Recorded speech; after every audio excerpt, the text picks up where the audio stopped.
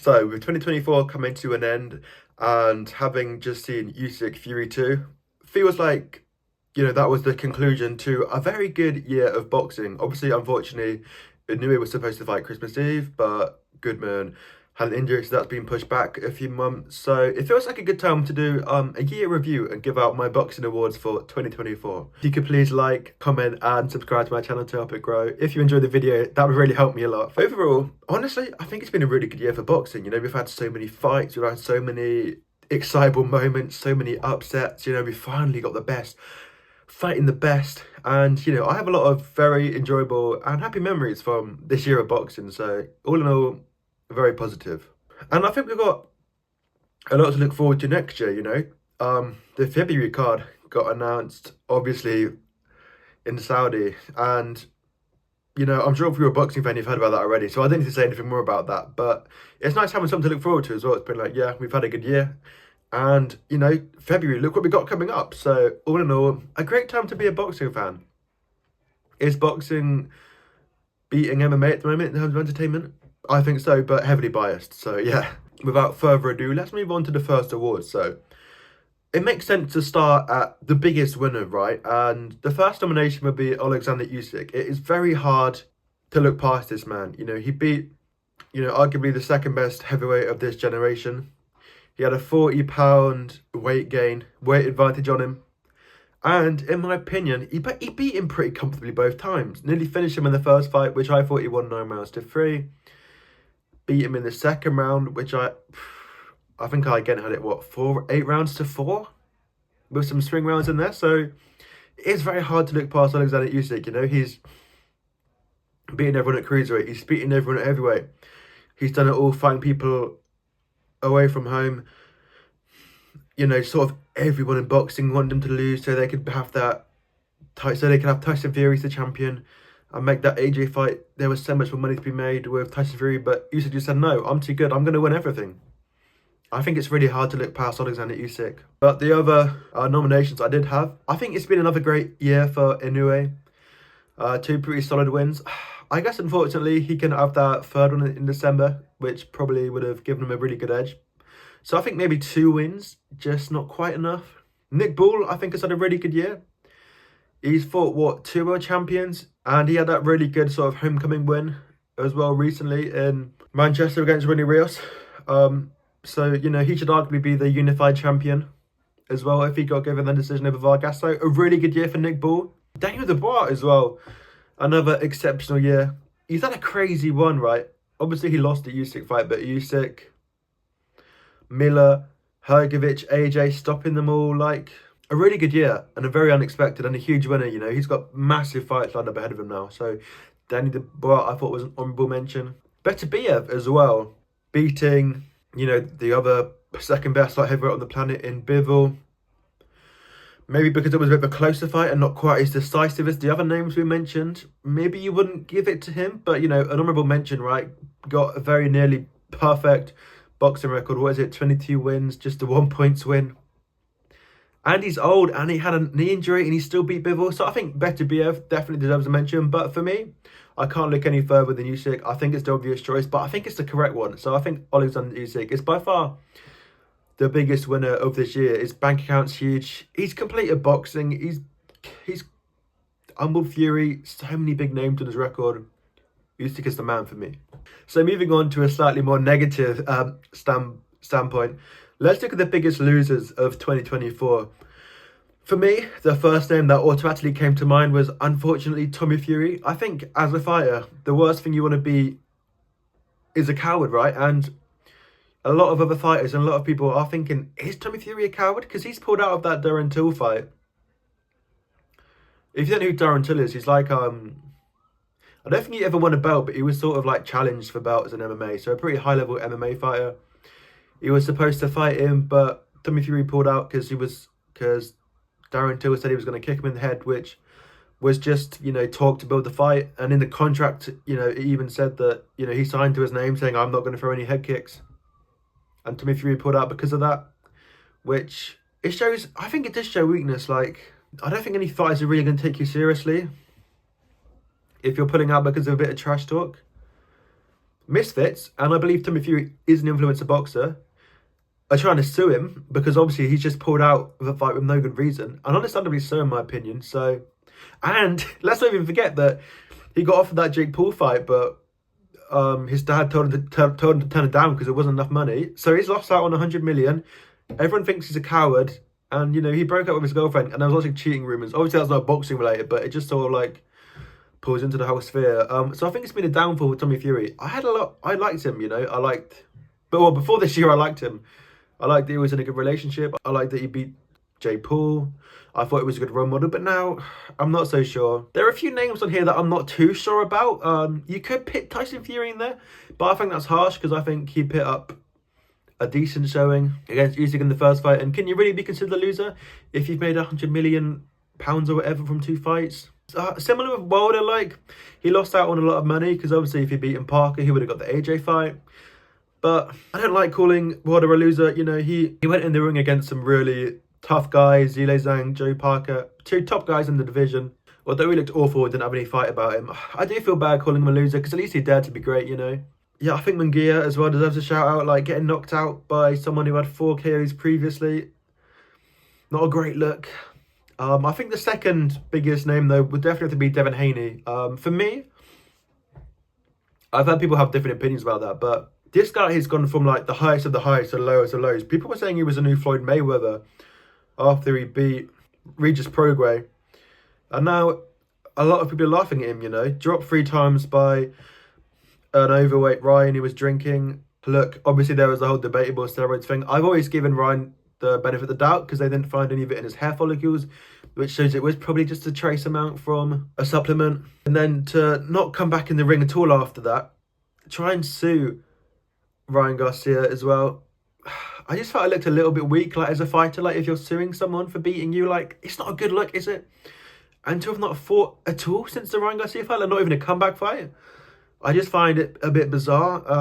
But yeah, so for me, this one's definitely between Tommy Fury and Devin Haney. To be honest, I'm going to go with Tommy Fury because I think Devin Haney deserves a bit of leeway because obviously Ryan Garcia was officially a negative, came back with negative analytical findings for his drug test. So I'm going to give it to Tommy Fury. Yeah, I'll give Devin the benefit of the doubt, and he could come back and beat Ryan in a rematch. I think the next one I'm going to talk about is best performance. This is not necessarily the same as like best fight because that can be like a 50-50 fight or best knockout, but it's just a fight where you've gone, wow, that guy's really good, like a bit of a shutout, almost like best shutout. So for me, my mind went straight to the cruiserweights. I thought Opetaya versus Massey, shutout from Opetaya, just boxed beautifully, boxed really well, finished him. Same as Zurdo Ramirez. I love Chris Billam-Smith, but it was a shutout, unfortunately, from Zurdo Ramirez. Again, really impressive. A lot of people weren't really talking about him in the cruiserweight scene before this, but he's definitely put his name into the atmosphere now. And obviously, I think Alexander Usyk, again, deserves another shout-out. Beating Tyson Fury, hurting him the most anyone's ever hurting him, nearly stopping him, beating him twice.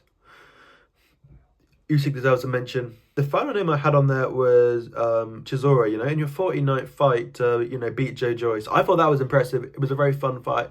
I thought I'd give a mention on there. But for me, thinking of like where I've been like, oh, that was dominant, I think it has to be Joe Opetaya. He was brutal against Jack Massey. A decent European level operator, just shut him out completely. So for best performance or best shutout, I'm going to go with Joe Opetaya. That brings me on quite nicely to the best knockout. I think the first name on the list has to be Fabio Wardley. Like, everyone was in shock when he knocked out Fraser Clark. There was that, oh my God, like, what's happened here? Like, as he died, is he going to get up? Like, there was a hole in the side of his face. He hit him so hard, there was a hole in the side of his face. Like, that is absolutely crazy. So Fabio Wardley definitely deserves a mention. I think Hamza Shiraz deserves a mention for his knockout over Amir Williams. I think because of the pressure he had, being Frank Warren's captain and against such a tough operator, I think that was a great KO. He really sort of shut him down well. So I want to give Hamza Shiraz a shout out. Swase as well. Brutal knockout over Jaime Munguia. Only having 4 knockouts previous as well. And such like a brutal knockout. Like he was, he was down till about 9. And obviously, We couldn't do this list without saying Daniel Dubois, the first person to ever properly knock out AJ like that. Definitely deserves a mention. And the last fighter I think deserves a mention is Bam Rodriguez against Estrada. That was a really good fight, and to knock out an old veteran like that definitely deserves a lot of credit. But for me, I think you have to give it to Wardley. Such a terrifying knockout. Such a statement as well after having a 12-round war just to finish him in the first round like that. I can't look any further than Fabio Wardley. The next category was like biggest surprise or the best like upcoming fighter from this year. A fighter who at the beginning of the year you weren't really thinking about, but now you're like, oh, this guy's good. So yeah, for me, there were three big names, I think. I think it's been a great year for Daniel Dubois. He was called a quitter, he was called a loser after his Joe Joyce and Usyk performances, but he's had three huge stoppage wins. Nick Ball as well, I think, has had an incredible year. I mean, I said this before, right? Three really tough fights, coming through them all. Really interesting style, so a lot of fans are going to be like wanting to see his fights because of the way he fights. And the final guy I thought I'd give a little shout out to was Hitchens. I thought it would be quite a comfortable night for Paro, who obviously disposed of Mateus in Puerto Rico, so clearly. But Hitchens did well, so I've definitely got an eye on Hitchens now. I'm like, oh, I think this guy's good. So that's sort of like an upcomer that I'm thinking of. But I think for me, you can't look past Daniel Dubois for this one. I just love, the story from quitter to, champion of the world, right? No one really saw it coming. He was underdogs in sort of all three of the fights, really. And to win them all in such convincing fashion, it has to go to Daniel Dubois. That leads me on to biggest upset. As I just talked about, I think Liam Paro, although he lost to Hitchens, his performance against Mateus was just incredible. And he definitely deserves a big shout out. No one gave him a chance before that, and he beat up the champion in his hometown. So I want to give a shout out to Liam Paro. Josh Bradley, we can't forget about good old Josh Bradley. Defeating Mark Chamberlain, Turkey Al Sheikh's favourite fighter like that. Deserves huge credit, and a lovely story as well. Working class background, to being on a Saudi card. Big shout out to Josh Bradley, sorry. I think Sawase as well, like 4 knockouts to go and knock out Jaime Munguia, who been 12 rounds with Canelo. Such a rocky story, such a crazy knockout. You have to put Sawase on there again. And I want to give a shout out to Dave Allen as well. A lot of people written him off for the Johnny Fisher fight. People say he's fat, slow, lazy, but he knocked down and beat pretty comfortably Johnny Fisher. I mean, no one thought Johnny Fisher was on the level of, say, Moses Tama, but people thought, he was going to win against Dave Allen. So, I would have put Dave Allen on there. It's tough between Paro or Sawase. I think I want to go Sawase just for, like, the swagger of how he did it, like that one-shot knockout after having 4 KOs on your record. I do want to give it to Sawase. And finally, and maybe the most exciting category of the night, is the best fight. Obviously, this is different to best performance, because best performance, as I said, was more of a shutout, but this is like 50-50, fireworks, knockouts, people coming back, momentum shifts. The first fight that instantly came to my mind was, of course, Clark Wardley won. Shane McGuigan described it as the best fight he'd ever seen live. It was fireworks, it was brutal. Clark got dropped. So, that definitely deserves a shout out. Bivol Beterbiev, a really high-class chess match, really tense, very close, very exciting, lots of drama, lots of controversy, deserves a shout-out. Usyk Fury won. People were excited to see Fury back in a tough fight again for a while. They were excited to see, can Usyk defeat someone as big as him? Because, Tony Bellew, who previously said that skill's not going to defeat Usyk, only sizes. I think seeing the way that Usyk came back after that 6th round as well was really impressive. Even Fury's momentum in 4-5-6 was impressive. That 9th round was impressive. And even the way Tyson Fury came back after that 9th round was impressive. So, all in all, a really exciting fight. It was unified, undisputed, first time in, 20 years or something. So that definitely deserves a shout out. I thought Joyce Chisora as well was a really exciting fight. Both guys gave it their all. Chisora knocked him down. That was a really exciting fight. Obviously, nothing really on the line, but just a really exciting fight and a really fun watch.